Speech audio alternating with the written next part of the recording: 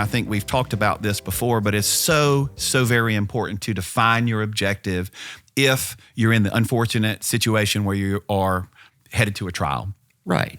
Well, you've got to make a plan and chart out how you're going to get there. That's right. Okay. And so if you don't have an idea of specifically what you want, I mean, how can you really expect a judge to get there? Exactly. Okay? And I wish this was my idea. I stole it from a lawyer who's a little bit older than I am, but we have started to, when we're going to a trial, and guys, trial means lots of things in family law because we have a preliminary hearing called a temporary hearing, and it's basically a trial. It's a mini trial. Now, it might take only a couple of hours, but when you're going to court in a family law dispute, I think that everything that we're talking about now is applicable. But one of the things that we create is a simple document. It's usually just one page. And, if I were representing Matt, it would say what Matt wants. And it just is a bullet pointed list, number 1 through 10, 11, 12 of what it is that our client wants. And if we don't represent you and you're listening to this, that might be something that you want to talk to your lawyer about, is a clear articulation of exactly what you want. And like you said, Matt, if you don't know exactly what that is right now as you're listening to our voices, then that is something that you want to be spending a lot of time thinking about. Sure. Exactly what you want. If you want a joint physical custody arrangement, then you need to be able to articulate exactly what you want that to look like and why you want it to look like that and why that promotes your child's best interest. Right. And, we mentioned how the the discovery process is something that, it really kind of spans the entire life of the case.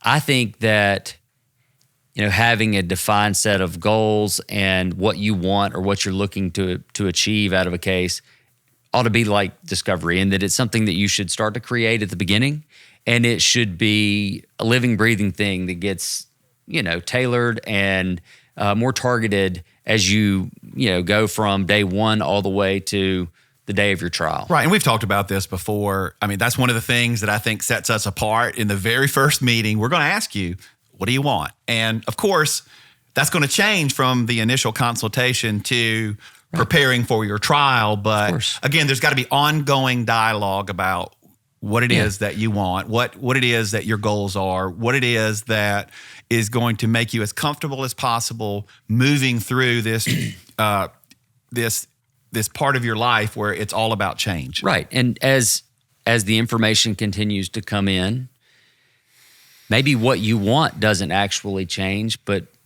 possibly some of the information that's coming in, it might mean that what you want isn't realistic, or availability. Well, Matt, you said it better than I can. And a good lawyer is going to tell their client, listen, I understand that you want the beach house in Florida, but it's going to have to be sold. I mean, and so you got to know what you want, but there's also got to be someone, AKA your lawyer, who's going to keep you in check with regard to that. Like, look, I know you want, his grandma's, antique lamp, but more than likely you're not going to get that. Right. And so, that's part of our job is to tell people hard things sometimes. And so, what do you want, but is that reasonable or not? Yeah, the available tools to tell this story, it's not going to end up with the result that you want. Or sometimes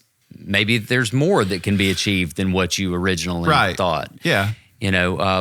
Again, going back to the fact that it feels like the whole case is happening on sand. I mean, sometimes people's positions improve throughout the case. Sometimes they go the opposite way. Right. I agree. Like, this is a great example.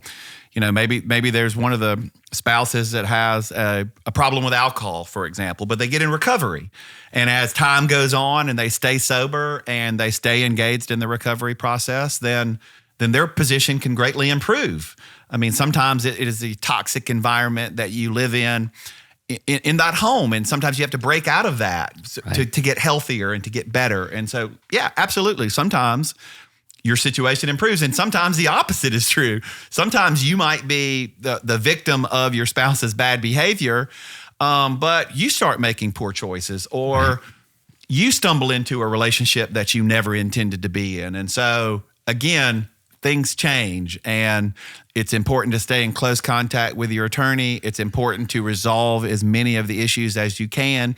It's super important to do a great job in the formal information gathering process called discovery. Super important to know what you want.